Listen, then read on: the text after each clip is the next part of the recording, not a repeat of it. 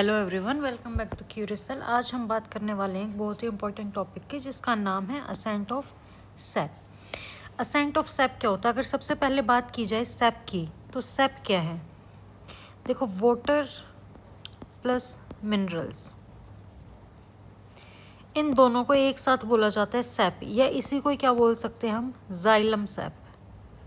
तो ये क्या हो गया? सैप हो गया। असेंट का मतलब क्या है? ट्रांसपोर्ट या ट्रांसलोकेशन, या तो ट्रांसपोर्ट बोल दो या क्या, ट्रांसलोकेशन।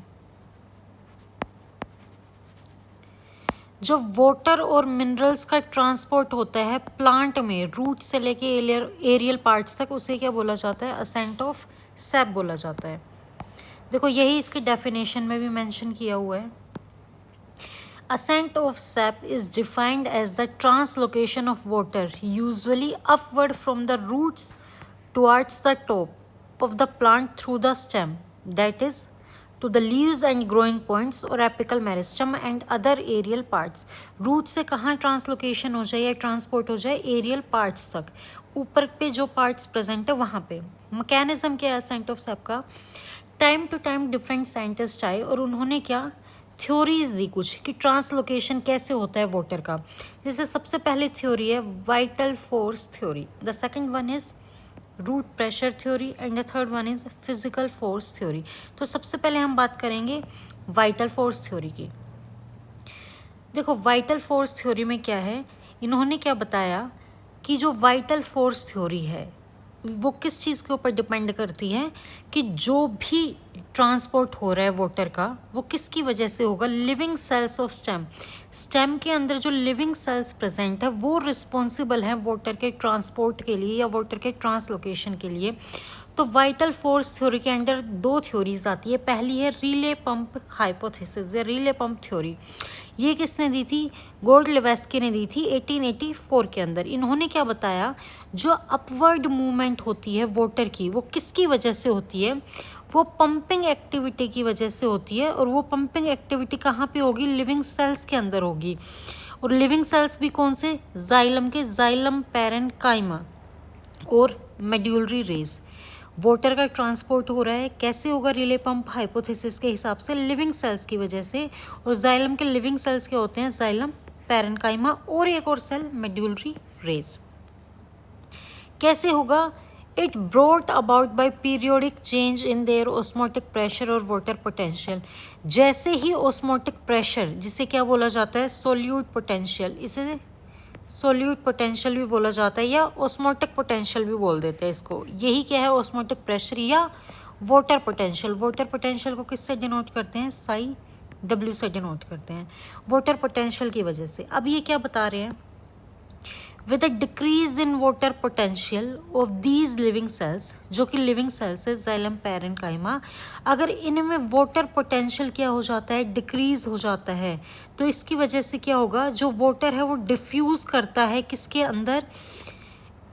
जाइलम पैरेन्काइमा के अंदर। कहाँ से? ट्रैकीड से और वेसल से, क्योंकि ट्रैकीड्स और वेसल के पास क्या प्रेजेंट रहता है? वाटर प्रेजेंट रहता है। देखो क्या बोला है इन्होंने, इन्होंने बोला है कि जो लिविंग सेल्स प्रेजेंट हैं, समझ लो ये लिविंग सेल्स हैं, साइड में यहाँ पे ट्रैकीड्स और वेसल प्रेजेंट है जहाँ पे पानी प्रेजेंट रहता है। जाइलम ने रूट से पानी लिया, यहाँ पे प्रेजेंट है ट्रैकीड्स और वेसल के अंदर वाटर। और ये क्या है? जाइलम पैरेन्काइमा के लिविंग सेल्स हैं ये दोनों के दोनों सेल। अब क्या होगा? जैसे ही इन लिविंग सेल्स के अंदर वाटर पोटेंशियल कम हो जाएगा, तो हमेशा वाटर कहाँ से कहाँ फ्लो करेगा? जहाँ पे वाटर पोटेंशियल ज़्यादा होगा वहाँ से मूव करता है, जहाँ पे वाटर पोटेंशियल कम होगा। तो यहाँ पे वाटर पोटेंशियल कम है और यहाँ पे वाटर है, तो पानी यहाँ से यहाँ मूव करेगा। ठीक है, ये बात हो गई। दूसरा इन्होंने क्या बोला है? Due to increase in water potential of living cell. अब वाटर यहाँ से यहाँ आ गया, सॉरी, अब वाटर यहाँ से यहाँ आ गया, तो अब इस लिविंग सेल का क्या हो गया? वाटर पोटेंशियल इंक्रीज हो गया। अब क्या होगा? धीरे धीरे इसका वाटर पोटेंशियल इंक्रीज हो चुका है, पर ऊपर वाले सेल का वाटर पोटेंशियल अभी भी कम है, तो वाटर यहाँ से यहाँ मूव करेगा। और ऐसे ही ये process again and again repeat होती रहेगी। और पानी रूट से कहाँ ट्रांसफ़र हो जाता है? एरियल पार्ट्स पे। यही यहाँ पे मेंशन किया हुआ है। increase in water potential of the living cell, the water absorbed is now pumped into the vessel element situated above. ऊपर क्या हो जाएगा, ट्रांसपोर्ट हो जाएगा, and the process is repeated again and again.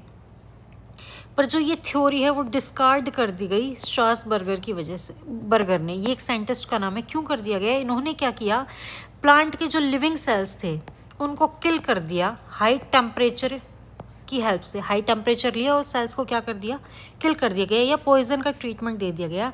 उसके बाद इन्होंने देखा कि पानी का ट्रांसपोर्ट तो अभी भी हो रहा है, मतलब लिविंग सेल रिस्पॉन्सिबल ही नहीं है पानी के ट्रांसपोर्ट के लिए.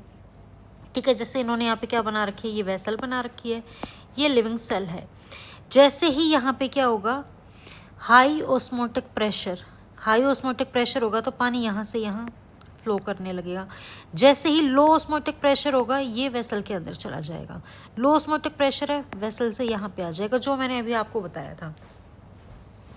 फिर है दूसरी थ्योरी इसी में, वाइटल फोर्स थ्योरी की, पल्सेटरी मूवमेंट थ्योरी. ये दी थी सर जगदीश चंद्र बोस ने 1923 में. इस थ्योरी को पल्सेशन थ्योरी भी बोला जाता है. इस थ्योरी में क्या बताया कि जो अपवर्ड कंडक्शन होता है वाटर का, वो किसकी वजह से होगा, जाइलम पैरेन्काइमा, मतलब फिर से लिविंग सेल्स की वजह से होगा. इन्होंने क्या बोला, जो inner most living cortical cells होते हैं रूट के, वो क्या रहते हैं, in a state of pulsatory motion. उनके अंदर कंटिन्यू एक मोशन चलता रहता है जो कि है एक्सपेंशन का और कॉन्ट्रैक्शन का. देखो बना के दिखाएं. ये रूट का एपिडर्मिस हो गया, ये यहाँ पे रूट हेयर प्रेजेंट है, ये है कॉर्टेक्स के सेल. जो कॉर्टेक्स के सेल है ये लिविंग जाइलम पैरेन्काइमा के सेल्स है. जो ये वाले सेल है इनमें कंटिन्यू क्या होता रहता है, एक्सपेंशन एंड कॉन्ट्रैक्शन, जिसकी वजह से वाटर यहाँ एब्जॉर्ब हो जाता है और ऊपर के एरियल पार्ट्स तक चला जाता है. यही यहाँ पे लिखा हुआ है, एक्सपेंशन और कॉन्ट्रैक्शन होगा which help in the absorption of water from the soil. Soil से वाटर रूट्स में एब्जॉर्ब हुआ और कहाँ पंप कर दिया जाता है, जाइलम वेसल में, और जाइलम वेसल उसे कहाँ पंप कर देंगे, एरियल पार्ट्स में. ये भी सपोर्ट नहीं करता. क्यों? क्योंकि living cells are not responsible. क्योंकि लिविंग सेल्स को तब किल कर दिया गया था, उसके बाद भी वाटर का क्या हो रहा था, ट्रांसपोर्ट हो रहा था. दूसरी थ्योरी है root pressure theory. Root pressure theory किसने दी थी, प्रिस्टले ने दी थी 1916 में. ये थ्योरी क्या बताती है, ये कोई भी अपना प्लांट है, ये इसके रूट्स हैं, ये प्लांट है. अब रूट क्या करती हैं, यहाँ से वाटर एब्जॉर्ब करती हैं. रूट क्या करेंगी, वाटर का एब्जॉर्प्शन किया. जैसे ही वाटर का एब्जॉर्प्शन किया, जो ये रूट वाला एरिया है, यहाँ पे एक पॉजिटिव हाइड्रोस्टैटिक प्रेशर डेवलप हो गया, जिसे क्या बोला जाता है, रूट प्रेशर. यहाँ पे क्या डेवलप हो गया, पॉजिटिव हाइड्रोस्टैटिक प्रेशर, जिसे क्या बोला जाता है, रूट प्रेशर. इसकी वजह से पानी ऊपर क्या हो जाएगा, रूट प्रेशर की वजह से पुश हो जाएगा और कहाँ तक पहुँच जाता है, एरियल पार्ट्स तक पहुँच जाता है. यही है रूट प्रेशर थ्योरी. देखो यही लिखा हुआ है, यही मेंशन किया हुआ है यहाँ पे. All plants absorb excess of water by active process tend to build up a positive hydrostatic pressure. Roots ने एक्टिव प्रोसेस से वाटर एब्जॉर्ब किया, जिसकी वजह से रूट्स के अंदर एक पॉजिटिव हाइड्रोस्टैटिक प्रेशर डेवलप हो गया, और इसी प्रेशर को रूट के अंदर क्या बोला जाता है, रूट प्रेशर बोला जाता है. इसकी वजह से क्या होगा, वाटर ऊपर पुश कर दिया जाता है, पर जो प्लांट्स की हाइट रहती है वो कम रहेगी. जो रूट प्रेशर है वो पानी कहाँ, कौन से प्लांट्स में पहुँचा पाएगा, जिनकी हाइट क्या रहती है, थोड़ी कम रहती है. The pressure inside the xylem is caused due to diffusion gradient and it is maintained by the activity of living cells. Small height में रूट ने तो पानी ऊपर पहुंचा दिया, पर ऊपर जो लिविंग सेल है वहाँ पे कैसे पहुंचेगा, प्रेशर ग्रेडियंट की वजह से पहुंचता है. प्रेशर ग्रेडियंट की वजह से कैसे पहुंचेगा, देखो रूट्स ने एब्जॉर्ब किया वाटर, ऊपर सेल का क्या है, यहाँ पे ग्रेडियंट कम है, सॉरी यहाँ पे ग्रेडियंट ज़्यादा हो जाएगा क्योंकि अभी रूट से एब्जॉर्ब किया, और ऊपर ग्रेडियंट क्या है, कम है, तो ज़्यादा से कम की तरफ मूव करेगा, ऊपर जाएगा. अब यहाँ पे ग्रेडियंट ज़्यादा हो गया, इससे ऊपर वाले सेल में क्या रहता है, ग्रेडियंट कम, तो यहाँ से यहाँ चला जाएगा. पर ये सिर्फ स्मॉल हाइट के प्लांट्स के लिए ही रहता है. जो बड़ी हाइट के प्लांट्स हैं वहाँ पे रूट प्रेशर इतना नहीं रहता कि ऊपर तक पानी पहुँचा पाए. इसलिए इस थ्योरी को क्या कर दिया गया था, डिस्कार्ड कर दिया गया था. देखो इसकी क्या लिमिटेशंस है, root pressure can not lift water to great heights. ज़्यादा हाइट तक नहीं पहुंचा पाता। It is absent in many plants that show ascent of sap. Root pressure बहुत सारे प्लांट्स में एब्सेंट रहता है, तो वहाँ पे कैसे पानी का ट्रांसलोकेशन होगा। यहाँ पे क्या लिखा है, root pressure persist even at night when transpiration pull is absent. Root pressure तो तब भी प्रेजेंट रहता है, तब रात में ट्रांसपिरेशन पुल क्या रहेगा, absent. The amount of pressure developed is too low to account for ascent of sap. जो रूट का प्रेशर है वो बहुत कम डेवलप होता है, जिसकी वजह से असेंट ऑफ सैप होना बहुत मुश्किल है या बहुत ही कम क्वांटिटी के अंदर होता है। या क्या कह सकते हैं, it can not lift sufficient amount of water upward to fulfil the requirement of water. Plants में ना ही इतना पानी पहुंच पाता है रूट प्रेशर की वजह से कि वो प्लांट के लिए फुलफिल रहे, या फिर टॉल ट्रीज में नहीं हो पाता, जैसे जिम्नोस्पर्म हो गए, एंजियोस्पर्म्स हो गए, बड़े वाले एंजियोस्पर्म्स, उनमें नहीं हो पाता क्योंकि रूट प्रेशर इतना डेवलप ही नहीं हो पाता। या फिर क्या हो सकता है, the amount of fluid transported by the roots pressure is not enough in measuring the movement of water in the xylem. Root pressure की वजह से इतना पानी ऊपर ट्रांसपोर्ट ही नहीं हो पा रहा कि हम उसे मेजर कर सके और बता सके कि वहाँ पे ट्रांसलोकेशन की प्रोसेस हो भी रही है या नहीं हो रही। समर में रूट प्रेशर क्या रहता है, एब्सेंट रहता है, तब बहुत ज़्यादा वाटर की रिक्वायरमेंट होती है प्लांट को। और जो ये है रूट प्रेशर वाला जो ये है, ये कब देखा जाता है, ये नाइट में देखा जाता है जब ट्रांसपिरेशन की प्रोसेस क्या रहती है, लो रहती है। फिर तीसरी थ्योरी है फिजिकल फोर्स थ्योरी। अभी तक हमने क्या देखा, लिविंग सेल्स का काम हो रहा है जिसकी वजह से क्या हो रहा है, वाटर का ट्रांसपोर्टेशन हो रहा है। बट जो फिजिकल फोर्स थ्योरी है वो क्या बताती है कि यहाँ पे लिविंग सेल नहीं, डेड सेल, लिविंग सेल नहीं, किसका काम होगा, डेड सेल्स का काम है। देखो क्या है इसमें, as per this theory the ascent of sap take place through the dead xylem vessel. जो डेड जाइलम वेसल्स हैं उनकी वजह से क्या होता है, transport. The mechanism of ascent of sap is entirely physical in which living cells are not involve. Physical है ये कम्प्लीटली, जिसमें लिविंग सेल्स का कोई भी काम नहीं है। The following theories and include, इसके अंदर 4 थ्योरी दी गई हैं फिजिकल फोर्स थ्योरी के अंदर। सबसे पहले एक कैपिलरी फोर्स थ्योरी। जो कैपिलरी फोर्स थ्योरी है वो दी थी बोहेम ने 1809 में। इन्होंने क्या बताया था कि जो जाइलम वेसल्स होते हैं वो किसके इक्विवेलेंट रहती हैं, कैपिलरी ट्यूब्स के इक्विवेलेंट रहती है। ठीक है, ही believe that normal atmospheric pressure, जो नॉर्मल एटमॉस्फेयर का प्रेशर है, और जो capillarity of the xylem vessels, जो जाइलम वेसल्स कैपिलरी के फॉर्म में प्रेजेंट है, वो रिस्पॉन्सिबल हैं किसके लिए, असेंट ऑफ सैप के लिए।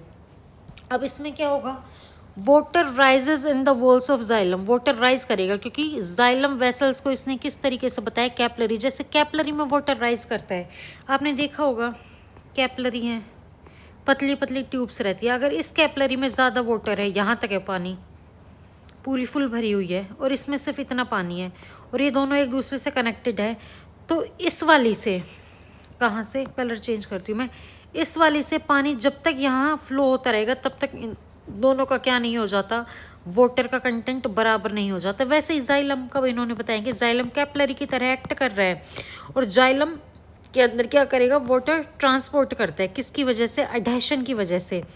ये जो वॉल्स है जाइलम की, यहाँ पे पानी क्या हो जाएगा, अडहेयर हो जाता है, और धीरे धीरे धीरे धीरे ऊपर क्या होने लग जाता है, ट्रांसपोर्ट होने लग जाता है। और जो वाटर के मॉलिक्यूल्स प्रेजेंट हैं, बॉल के साथ तो इन्होंने एडहेशन कर लिया, और वाटर के मॉलिक्यूल्स एक दूसरे के साथ करते हैं कोहेशन।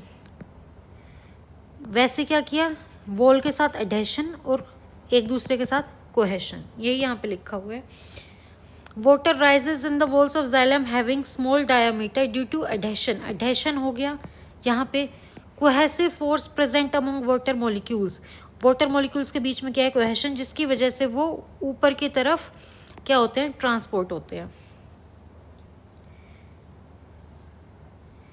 इसकी क्या लिमिटेशन है, जो वैल्यू है कैपिलरिटी की वो बहुत ही ज़्यादा स्मॉल रहती है, तो हम मेज़र ही नहीं कर पाते कि ट्रांसलोकेशन हो भी रहा है या नहीं हो रहा है।